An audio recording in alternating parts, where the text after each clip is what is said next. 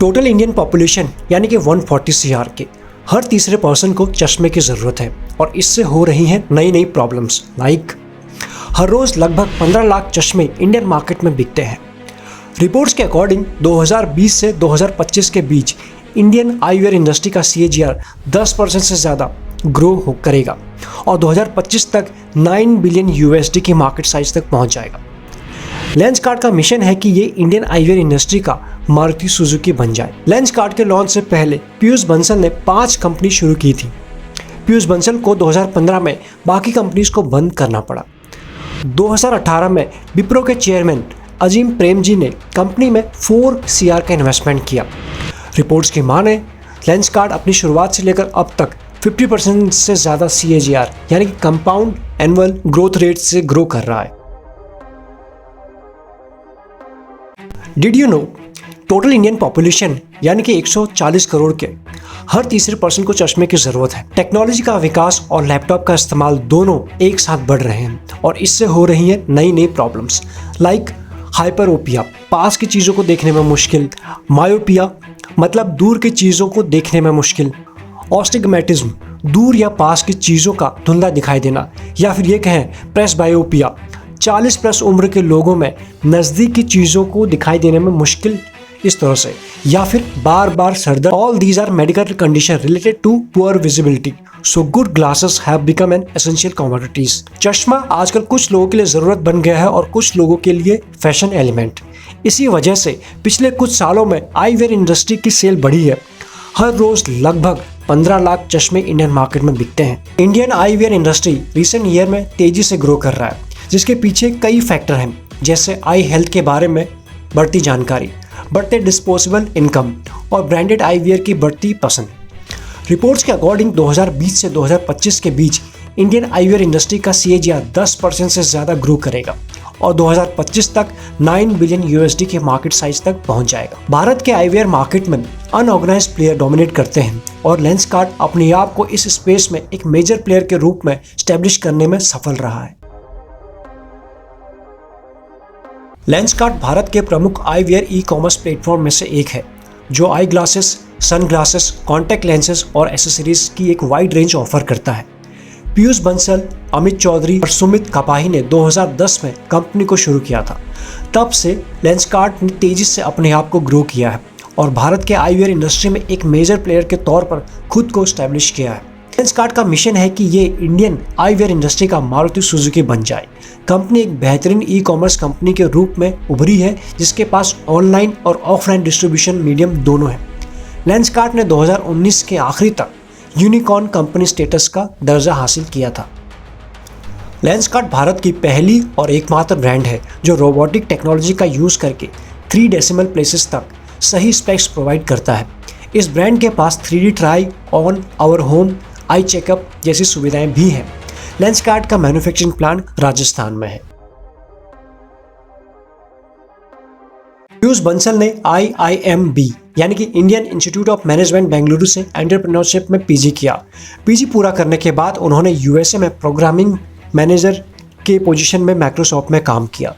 वो वहाँ लगभग 11 महीने तक काम करते रहे। फिर पीयूष बंसल अपने सपने को पूरा करने के लिए इंडिया लौट आए। लेंसकार्ट के लॉन्च से पहले पीयूष बंसल ने 5 कंपनी शुरू की थी।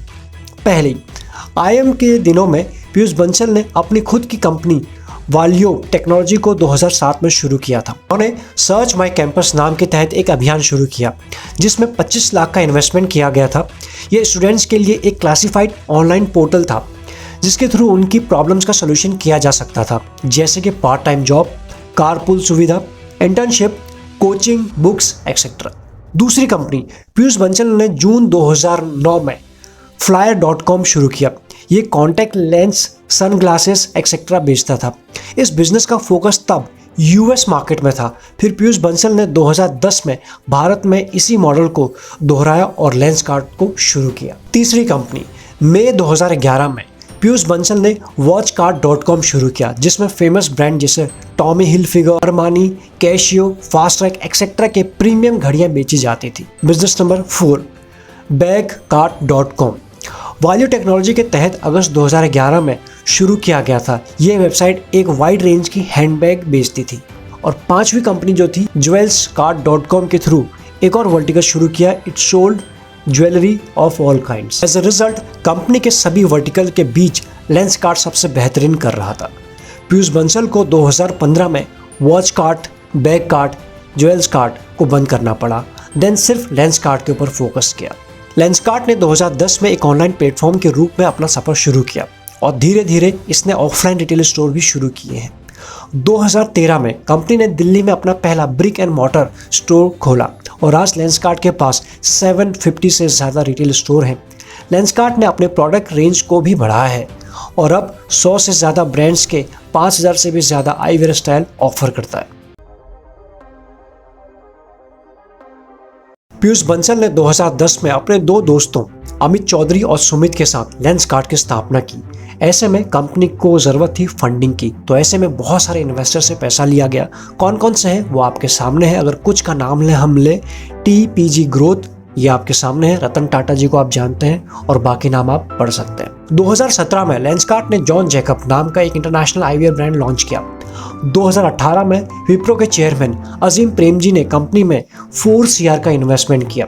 इससे कंपनी की टोटल वैल्यूएशन 3000 CR तक बढ़ी और 2020 में लेंसकार्ट ने 1000+ CR की टोटल रेवेन्यू जनरेट की। 23 फरवरी 2023 की अगर हम बात करें, एक रिपोर्ट के मुताबिक private equity fund Cyrus capital जो है $1000 मिलियन यानी कि 828 करोड़ इन्वेस्ट करने वाला है। रिपोर्ट्स के अकॉर्डिंग लेंसकार्ट अपनी शुरुआत से लेकर अब तक 50% से ज़्यादा CAGR यानी कंपाउंड एनुअल ग्रोथ रेट से ग्रो कर रहा है। कंपनी का गोल है 2025 तक $1 बिलियन की कंपनी बन जाए। लेंसकार्ट का एक यूनिक फीचर उनकी 3D ट्राई ऑन टेक्नोलॉजी है, जिसमें कस्टमर को ग्लासेस को वर्चुअल ट्राई करने की सुविधा मिलती है। ये टेक्नोलॉजी कंपनी के रिटर्न रेट को कम करने और कस्टमर शॉपिंग एक्सपीरियंस को इन्हेंस करने में मदद करती है। लेंसकार्ट के कई फ्यूचर प्लान्स हैं, जिसमें से कुछ शामिल हैं दूसरे देशों में अपने ऑपरेशन को एक्सपेंड करना, अपनी खुद की आईवेयर ब्रांड लॉन्च करना और ऑफलाइन प्रेजेंस को बढ़ाना। कंपनी ने टेक्नोलॉजी में भी इन्वेस्ट करने का प्लान बनाया है ताकि कस्टमर के लिए ऑनलाइन और ऑफलाइन शॉपिंग एक्सपीरियंस को इन्हेंस किया जा सके और भी बेहतरीन बनाया जा सके।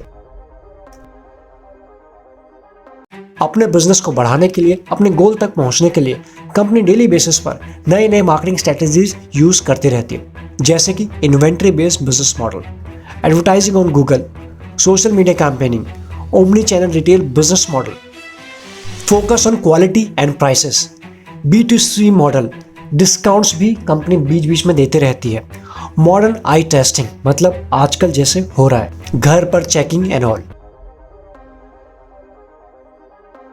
अपने ब्रांड्स को लोगों तक पहुंचाने के लिए कटरीना कैफ ने अक्टूबर 2017 में लेंसकार्ट के पहले ब्रांड एम्बेसडर के रूप में अपना काम शुरू किया। भुवन बाम, आई थिंक मैक्सिमम लोग इनको भी जानते होंगे। भुवन बाम को मार्च 2019 में लेंसकार्ट ने अपना अगला ब्रांड एम्बेसडर बनाया। आफ्टर ऑल दिस, मजे वाली बात तो ये है जितने भी न्यू एज कंपनीज हैं ये सभी अभी प्रॉफिट में नहीं है। मैक्सिमम कंपनीज फंडिंग के बेसिस पर ही चल रही है, फिर चाहे वो कोई लिस्टेड कंपनी हो या फिर नॉन लिस्टेड। अब अगर हम बात करें लेंसकार्ट के बारे में, लेंसकार्ट जहां पिछले साल 28 CR प्रॉफिट में थी, वहीं इस साल अगर हम बात करें लॉस में भी है। अब इसके पीछे का एक रीज़न हो सकता है कि company as of now expansion के फेज में चल रही है, एक ये हो सकता है, बट एज ऑफ नाउ जैसे हालत है आपके सामने है। ऑल्दो अभी ये कंपनी लिस्टेड नहीं है, आने वाले टाइम में देखते हैं कब ये कंपनी अपना IPO लॉन्च करेगी। डेफिनेटली एक ना एक दिन तो करेगी ही इंडियन मार्केट में। उम्मीद करते हैं कि इस केस स्टडी से आपको कुछ समझ में आया होगा किस तरह से चीज़ें आईवेयर इंडस्ट्री काम कर रही है, या फिर ये कहे लेंसकार्ट काम कर रही है इंडियन मार्केट में। अगर आपको ये केस स्टडी अच्छा लगा तो वीडियो को लाइक करें, चैनल को सब्सक्राइब करें फॉर नेक्स्ट केस स्टडी के लिए। Till the time, thank you so much.